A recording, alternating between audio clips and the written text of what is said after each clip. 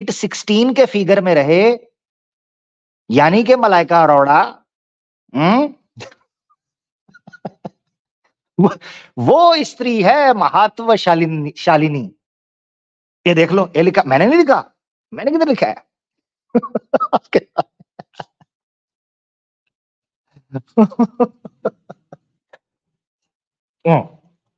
मैंने लिखा। तो 20 संतति होने पर भी जिसके शरीर, ये देखो यार, इनको चेक करो जरा, ये फिगरों पर ही बैठे रहते थे।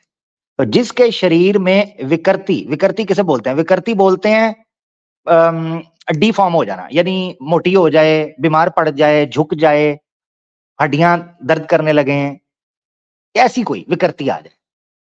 तो जिस औरत के 20 बच्चे पैदा होने पर भी शरीर में विकृति ना आवे, वह स्त्री महात्वशालिनी है, यानी वो स्त्री है बड़ी इंपॉर्टेंट। उसको काबू करो।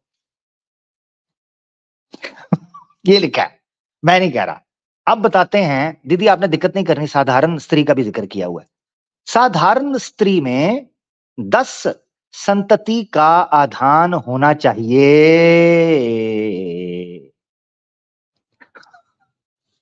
अब मजे की बात यह है कि यह ऋग्वेद है, क्योंकि मैंने पेश की हुई है, मुझे याद है। ऋग्वेद मंडल 10, सूक्त 85 और मंत्र है 45। इसमें लिखा हुआ है कि स्त्री को 10 बच्चे करने चाहिए, 10 बच्चों से अधिक बच्चे नहीं होने चाहिए। उन्होंने यहां पर ये देखो पेश कर दिया। अब मुझे नहीं पता ये ऋग्वेद का ही कोट किया, किसका किया है, मैं चेक करूंगा, क्योंकि मैंने यहां से पढ़ा तो मैंने कहा ये गीता प्रेस गोरखपुर ने नारी अंक छापा है, यहां से मैंने देखा है। अगर होगा मैं दोबारा वेद चेक करूंगा, हो सकता है वहां पर 20 बच्चे पैदा करने वाली औरत का भी कहा गया हो। ये रेफरेंस मुसलमान नोट कर लें, औरतें भी और मर्द भी। दोबारा कोट कर रहा हूं रेफरेंस को, नारी अंक पेज नंबर 108, ठीक है। वेद में नारी, ये लिखा हुआ है नारी वेद में, और इसका यहां पर ये आप स्क्रीनशॉट ले लें। जिनको हिंदी आती है वो कंफर्म ले लें, मुझे नहीं पता ये इंग्लिश में इन्होंने ट्रांसलेशन की है कि नहीं की, हिंदी में। इसको नोट कर लें। पता है क्यों कह रहा हूं? अक्सर मुसलमानों को यह ताना मारा जाता है कि आप जनाब ब्रीडिंग करते हो तो आप बड़ी रिप्रोड्यूस करते हो, फलाना। ये देखो, उस औरत को महात्वशालिनी कहा जा रहा है आपके शास्त्र के अंदर। हाँ, अगर कोई औरत ज्यादा बच्चे पैदा करती है तो वो महत्वशालिनी है। तुम लोगों ने तो 20 का आंकड़ा रखा हुआ है, 10 का तो वेद में है। तो इसीलिए किसी मुसलमान महिला को या मुसलमान भाई को कभी कोई इशू पेश आए, इनके सामने कहें भाई हमें इसका उत्तर दो, 20 बच्चे पैदा कैसे करोगे तुम, हमें तो ये बताओ। ठीक है जी, ये इनसे आपने पूछना है। यहीं पर बस होती तो मैं भी रुक जाता, मगर बात यहां रुकी नहीं। ओए होए होए, अब आगे आपने देखते जाना है बात क्या कर रहे हैं वो कहते हैं अधिक संतति होने से जीवन कष्टमय हो जाता है। यानी 10 से ज्यादा बच्चे हों या 20 से ज्यादा बच्चे होने पर भी तो दिक्कत हो जाती है ना औरत। वो कह रहे हैं वो नॉर्मल औरत नहीं होगी, बड़ा एक्स्ट्रा औरत होगी कोई जिसके 20 बच्चे हों और फिर भी शरीर जो है वो एकदम मॉडल वाला रहे। मगर अधिक संतति होने से जीवन कष्टमय हो जाता है, यानी उसमें पेन होती है, दुख होता है, रोग लग जाता है, बंदा बीमार हो जाता है। अब यहां से बात शुरू होने लगी है स्त्री के बारे में। ये सुन लीजिए जी, दीदी भाभी जी, गौर से सुनिएगा। स्त्री के अंगों में, वो कहते हैं स्त्री के अंगों में बाहु, बाजू, उंगलियां, भाग, दूसरे पार्ट्स, यहां पर वजाइना भी, नीचे के पार्ट्स, आगे किशोभंता। किशोभंता, किशोभंता का मतलब है बालों का एरिया। इसी तरह केशाकी परथुथा, ठीक है, परथुथा, परथुथा, केशाकी परथुथा। इसका मतलब क्या है? मैंने आपको बताया था एक इनके यहां संस्कार माना जाता है केशांत, वहां से आपने समझना है केश का मतलब होता है बाल। तो यहां औरतों के बालों की बात हो रही है। लड़की के बाजू, लड़की की उंगलियां, लड़की का नीचे का भाग, आगे भी आ जाएगा नीचे का भाग भी, ठीक है, डिटेल में। तो यहां समझना चाहिए कि कौन सा भाग है।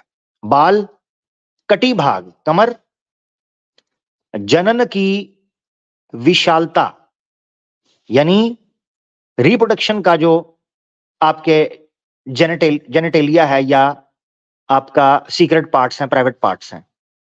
और इसी तरीके से माध्य भाग की कर्षति, अच्छा कर्षता, माध्य भाग की कर्षता, इसका मतलब है ये जो आपका निचला एरिया ना वेस्ट का और हिप्स का पिछला एरिया, कमर का हल्का होना और पिछले एरिया का बड़ा होना। समझ रहे हैं? आसान लफ्जों में समझा देता हूं, आसान लफ्जों में समझा देता हूं। ग्लास शेप, मैं ज्यादा नहीं बोलूंगा क्योंकि मैंने कहा था कि हमने सनातनी महिलाओं को भी गहरी बातें पहुंचानी है और हमारी मुस्लिम सिस्टर्स भी सुन रही होंगी, तो इनको पता होना चाहिए कि किस तरीके से हम बात बड़ी सीधी तरीकों से जो रख रहे हैं। तो औरतों की जो ग्लास शेप होती है, उस शेप को एक्सप्लेन करने के बाद कहा जा रहा है कि प्रशंसा वेदों में मिलती है।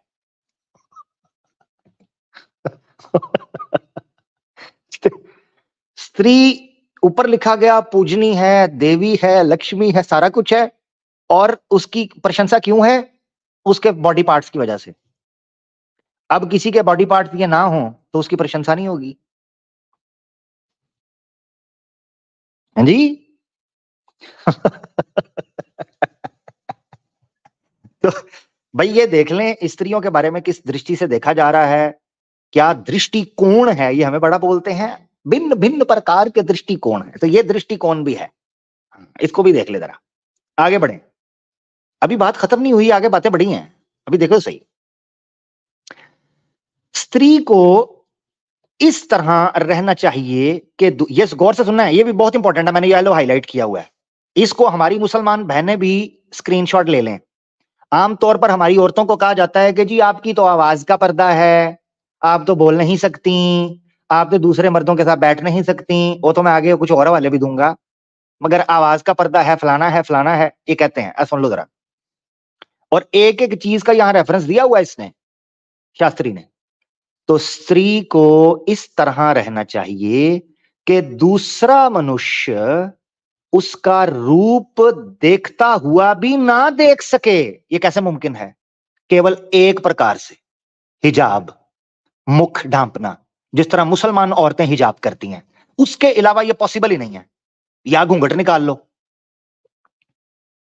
क्योंकि मिसाल के तौर पर हमारी मुस्लिम औरतें जब हिजाब पहनकर मार्केट में जाती हैं तो कोई दूसरी औरत कहती है आपने उनको देखा? वो कहते हैं हाँ यहां से गुजर के गई थी, मैंने देखा था उनको। उसने मुख देखा होता है, जिस्म देखा होता है। हिजाब पहनने की वजह से उसको पता चल जाता है कि ये फलां बाजी है, ये फलां दीदी है, ये फलां की पत्नी है, ये फलां की माता है, वो बता देते हैं हिजाब से। तो देख कर भी ना देखना केवल एक ही प्रकार से संभव है, बाकी दूसरे कितने भी तरीके हों, ये तरीका इसका पालन करना असंभव है। अब देखें, तो इसका रूप, चेहरा और जिस्म देखता देखता हुआ भी ना देख सके। अब आगे वानी आ गई, वानी, वानी जी। तो वानी सुनता हुआ भी पूरी ना सुन सके, मंदवानी।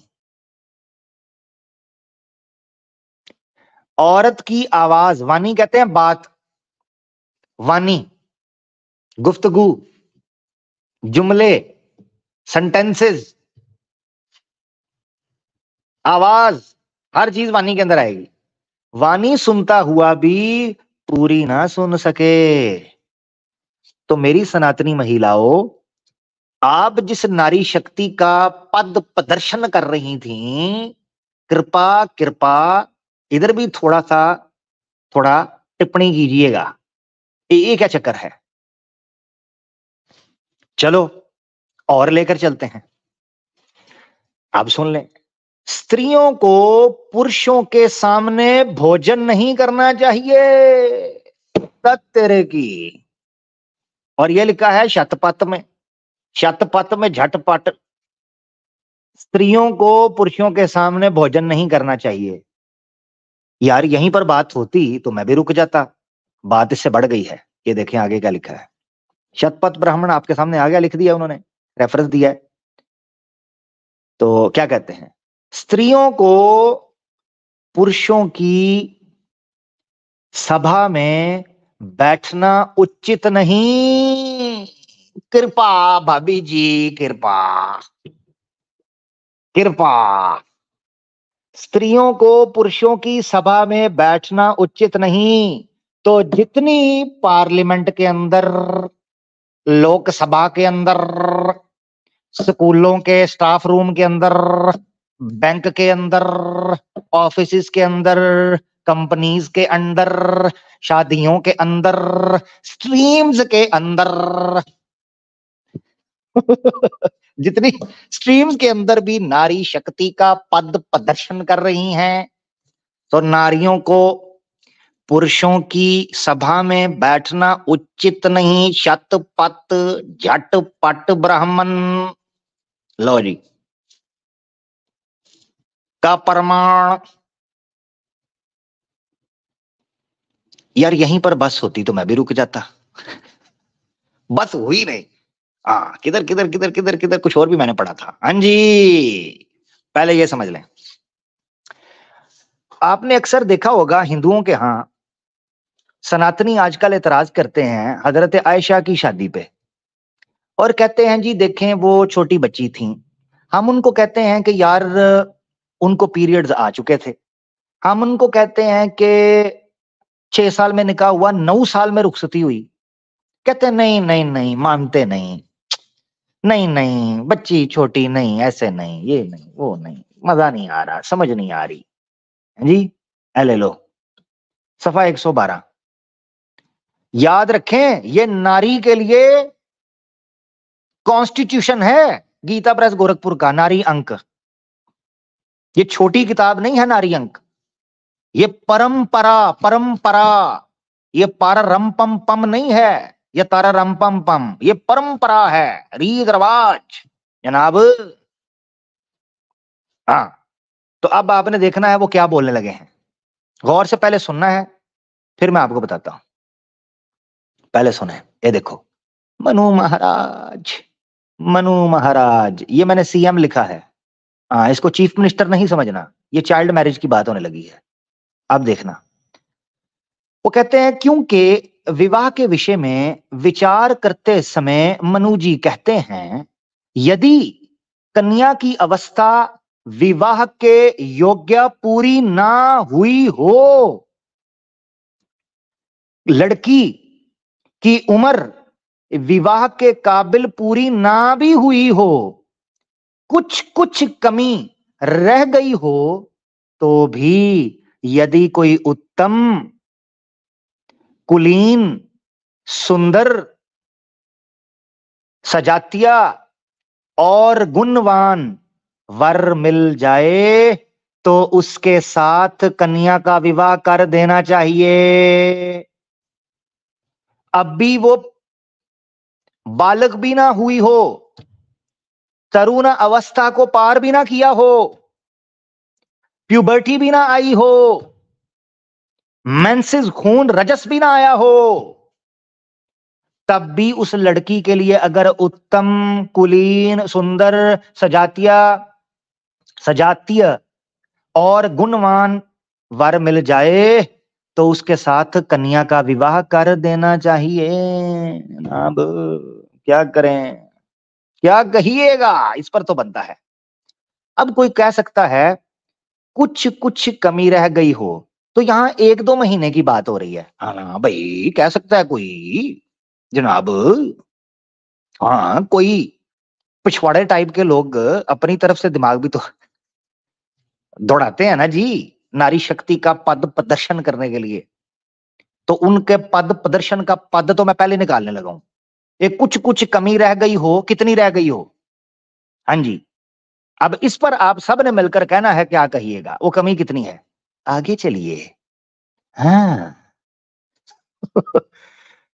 तो साल 6 महीने पहले भी विवाह कर देना कोई हानि नहीं है।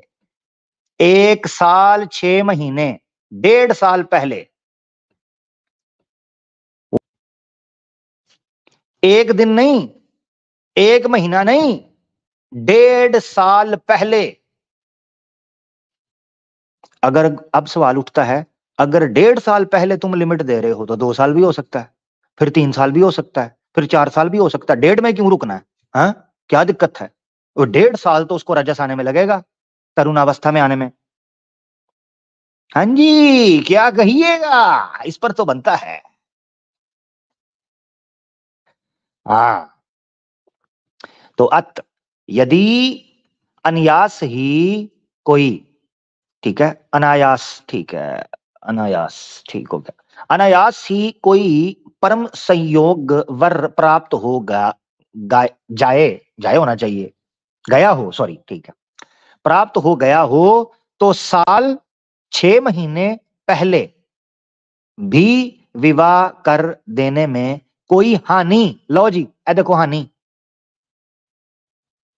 मेरी रानी, ए देखो लिखा हुआ है हानि, ए दे हानि। और भाई लड़की छोटी है, याद रखें मनुस्मृति के अनुसार मिनिमम मिनिमम 8 वर्ष है, तो इसका मतलब यह है कि 8 वर्ष से भी अगर साल 6 महीने पीछे चले जाएं, साल लगा, चलो 6 महीने, 6 महीने लगा लें, तो 8 साल 6 महीने होने में 8 साल, 7.5 साल की, 1 साल पहले लगा लें तो 7 साल की, 1.5 साल पहले लगा लें तो 6.5 साल की, 2 साल पीछे चले जाएं तो 6 साल की। हाँ, वो इतराज किस चीज पे कर रहे हो? उत्तम कुल में उत्तम कर्म वाला, सुंदर हो, सुशील हो, क्या दिक्कत है? कोई हानि नहीं है इसमें, ठीक है जी। हाँ, चलें जी, यहां तक आपने देख लिया। अब मैं आपको एक चीज समझाने लगा हूं। यहां से यहां तक मैंने जो चीजें समझाई हैं वो बेसिकली कशपलकौ की डिस्क्रिप्शन थी। तो इसमें मैंने 2 ऋग्वेद के रेफरेंसेस हैं, एक कमेंट्री है, एक वेद प्रार्थना है, एक वेद में समाज शास्त्र है, और इसी तरीके से नारी अंक का रेफरेंस कशपलकौ को एक्सप्लेन करने के लिए हमने रखा। अब मैं आगे बढ़ने लगा हूं और मैं चंद मनुस्मृति के रेफरेंसेस पेश करूंगा, जिससे आपको पता चलेगा कि किन चीजों से बचने का औरत को कहा गया है। मगर इससे पहले कि मैं रेफरेंस पेश करूं, आपको स्क्रीन के ऊपर कुछ रेफरेंस दिखाना चाहता हूं। मनुस्मृति के अंदर एक रेफरेंस है 9वें अध्याय का 5वां।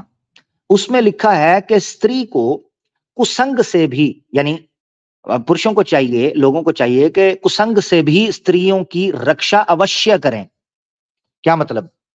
कुसंग किसे बोलते हैं? कुसंग बोलते हैं बैड कंपनी, बुरी सोहबत, बुरे दोस्त, घटिया दोस्त, धूर्त, दुष्ट, पापी, इस किस्म के लोग, इनके साथ भी औरतों को नहीं बैठना चाहिए, उनकी रक्षा करनी चाहिए, यह मनुस्मृति कह रही है। ओ ओ पिछवाड़े, ओ दूसरे तीसरो, स्टार लगा हुआ है, देख ले डले खोल के पहले।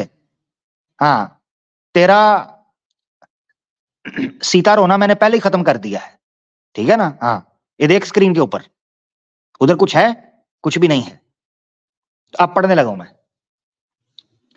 वो कहते हैं छोटे छोटे कुसंग के अवसरों से भी स्त्रियों की विशेष रूप से रक्षा करनी चाहिए। क्यों करनी चाहिए? ओए होए होए होए होए होए होए होए, औरतों को यह बताया गया है कि तुम्हारे कारण हमारी नाक कटती है, तुम कुसंग में जाती हो तो भाइयों का सर झुकता है। मर्द कुछ भी करे, औरत को नहीं जाने देना चाहिए, बस ये बता रहा है आपका सनातन धर्म। अब सुन लो, अब सुनो। छोटे छोटे कुसंग के अवसरों से भी स्त्रियों की विशेष रूप से रक्षा करनी चाहिए, क्योंकि आरक्षित स्त्रियां आरक्षित स्त्रियां किसी भी अप्रिय घटना के कारण, सॉरी, स्त्रियां ब्रैकेट छोड़ दूं, आरक्षित स्त्रियां ब्रैकेट में लिखा हुआ है, उनके साथ घटित किसी भी अप्रिय घटना के कारण, यानी उन लड़कियों के साथ कोई गलत काम हो जाए तो, क्योंकि उनकी रक्षा नहीं की जा रही, तो दोनों कुलों, संस्कृत में लिखा हुआ है शोकम। शोक आपको पता है, किसी को झटका लगना, बीमारी लग जाना, ताकि मर भी जाना इस वजह से। सो दोनों कुलों, पति तथा पिता, दोनों के कुलों के शोक संतप्त होने का कारण बन जाती हैं। लड़की को कहा जा रहा है, तवज्जो करें, लड़की को, कि तुम्हारी बुरी संगत, तुम्हारे कुसंग की वजह से बाप का सर झुक जाएगा, पति की नाक कट जाएगी, भाई जलील हो जाएगा, फलाना हो जाएगा, क्योंकि तुम्हारे साथ कोई घटना घट जाएगी। तो घटते घटते घट गई, दुर्घटना घट गई। हाँ, और इनकी सम्मान घट गई, इनका सम्मान घट गया भाई, ये इनको ये चक्कर है। ये चीज हमने रखी है हमारी सनातनी महिलाओं को बताने के लिए कि देखें, आपके शास्त्रों में लिखा है कि हमें, यानी सनातनी मर्दों को, आपकी कुसंग से भी स्त्रियों की रक्षा अवश्य करनी होगी। अब कुसंग से रोकने के लिए चंद चिन्ह हैं जो स्त्री के अंदर अगर पाए जाएं तो वो दुष्ट होगी और कुसंग में बैठ रही होगी। वो चिन्ह जो हैं वो मैं आपके सामने रखने लगा हूं। मनुस्मृति का 9वां अध्याय स्त्री के विषय के ऊपर बहुत ही महत्वपूर्ण है और इसमें खुलकर वर्णन किया गया है स्त्री के, उत्तम स्त्री के कर्तव्यों का, और जो दुष्ट किस्म की स्त्रियां हैं उनका। स्त्रियों के दोषण में 6 कारण 9वां अध्याय और 13वां श्लोक है, ये आपने देखना है। क्या कहते हैं? मदिरा, यानी कोई चीज ऐसी जो इंटॉक्सिकेंट हो, अल्कोहल हो, ऐसी कोई चीज, भांग आदि मादक पदार्थों का सेवन करना, कोई लड़की करे, बुरे लोगों का संग करना, पति से लंबे समय तक वियोग रहना, वियोग का मतलब है दूर, सेपरेट रहना, और इधर उधर व्यर्थ घूमते रहना, इधर उधर आवारागर्दी, ये औरत को मना किया गया। दूसरों के घर में अधिक निवास और रात्रि में शयन करना, दूसरों के, परायों के घरों में जाकर रुकना, ऐसे बिला वजह फजूल, या रात गुजारना, सोना, ये भी निषिद्ध है। और ये बताया गया है कि ये उन लड़कियों का चिन्ह है जो लड़कियां दोषी होती हैं। सुन रहे हैं गौर से? हाँ जी, हाँ, ये देख लें आप, मैं नहीं कह रहा। नारी को पथ भ्रष्ट करने वाले ये 6 प्रमुख कारण या दुर्गुण है। हाँ, दुर्गुण, तो ये प्रमुख कारण हैं 6 जो लड़कियों को दूर कर देते हैं, बुराई के अंदर डाल देते हैं। अब देखें ऋषि अर्थ। ऋषि का मतलब यहां पर स्वामी दयानंद सरस्वती है। तो विशुद्ध मनुस्मृति में सुरेंद्र कुमार ने जब ऋषि अर्थ जहां पर भी लिखा है, उसका अभिप्राय यह है कि स्वामी दयानंद सरस्वती ने मनुस्मृति का इस श्लोक का अर्थ यह किया है। नीचे देखें आप, सप्र लिखा हुआ है जिसका मतलब है सत्यार्थ प्रकाश समोल्लास छठा, बिल्कुल आखिर में जो ब्रैकेट में लिखा है। वो क्या करते हैं? वो कहते हैं दुष्ट पुरुषों का संग, पति वियोग, अकेली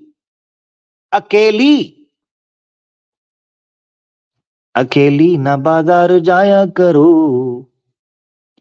पथ भ्रष्ट हो जाएगा। लो जी, सॉरी, अपना सुने आप। तो अकेली जहां तहां व्यर्थ पाखंडी आदि के दर्शन मिस से फिरती रहना, और प्राय घर में जाके शयन करना वास, या ये 6 स्त्री के दुष्ट करने वाले दुर्गुण हैं। लो जी, आपके सामने। अब स्त्री को चाहिए, ये मैं क्यों ये चीजें ड्रेस कोड के कॉन्टेक्स्ट में लेकर आ रहा हूं, याद रखना चाहिए, ड्रेस कोड औरत को बड़ी चीजों से बचाता है। और अगर ड्रेस ठीक नहीं होगा, मर्द उसको बहका कर ले जाएगा, जैसे मैंने बयान किया और पिछले प्रोग्राम में आपको खुलकर बयान किया, और आज वेद प्रार्थनाओं के हवाले से मैंने एक्सप्लेन कर दिया कि उन्होंने कहा है कि औरतें ये कपड़े पहनती हैं इसलिए वह विचार, छेड़खानी और बलात्कार होते हैं। ये मैं स्टार्ट के अंदर बयान कर चुका हूं, जिसने नहीं सुना पीछे से जाकर सुन ले। अब ये चीजें जब जिस औरत के अंदर आती है ना, उसकी मैरिड लाइफ तबाह हो जाती है। यही वजह है कि मनुस्मृति के अंदर ऐसी औरत को छोड़ देने का कहा गया है।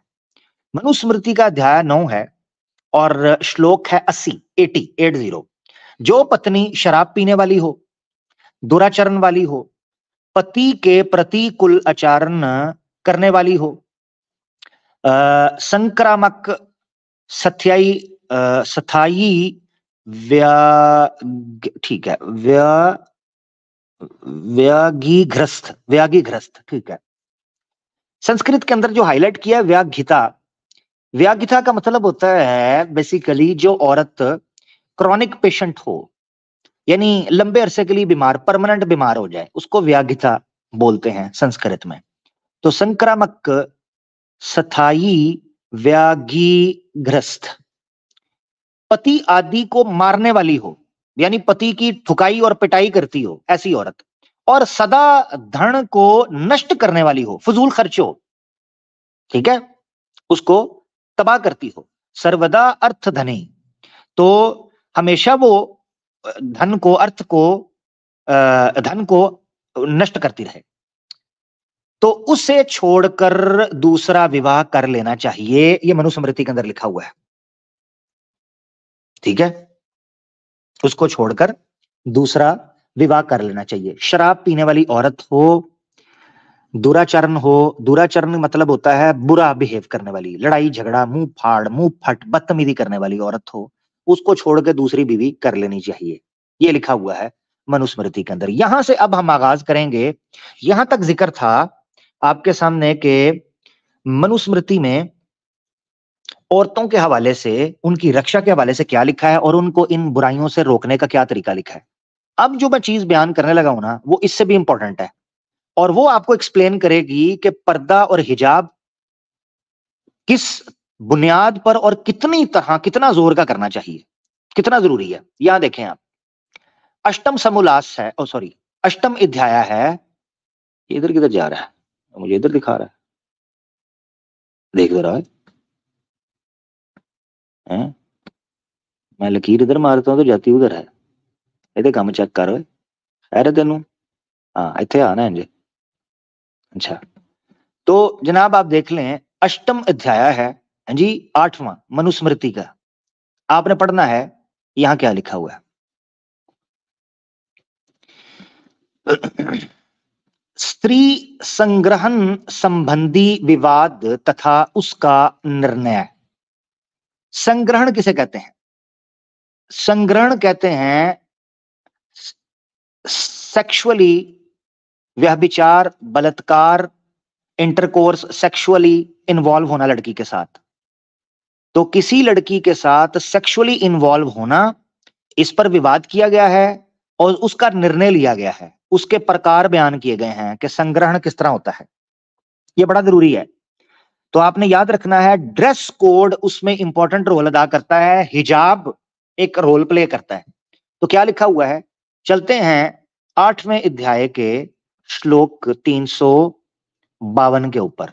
और डेले खोल, ओए ओए उल्लू के पट्टे, ये डेले खोल, ये देख लगा इधर स्टार कोई, ठीक है पुत्र, सॉरी आपके लिए नहीं है, नॉर्मल सनातनियों के लिए यार, आपने बुरा नहीं मानना, ठीक है। देखें क्या कहते हैं, प्रस्त्रियों, प्रस्त्रियों बोलते हैं गैर महरम औरतें, दूसरी जो आपकी बहन, माता, बीवी, बेटी, इस तरह की जो हैं औरतें, दूसरी औरत यानी जो आपकी बीवी ना हो, आसान लफ्जों में, आसान लफ्जों में समझ लें, लंबा चौड़ा ना जाए। प्रस्त्रियां, पराई औरत जो आपकी वाइफ ना हो, से बलात्कार और व्यभिचार करने में संलग्न पुरुषों को राजा व्याकुलता पैदा करने वाले दंडों से दंडित करके देश से निकाल दे।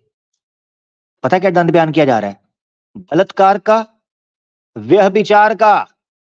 और व्यभिचार तो स्वयं इच्छा से हो सकता है, परस्पर इच्छा से, लड़का और लड़की म्यूचुअल कॉन्सेंट से व्यभिचार कर सकते हैं।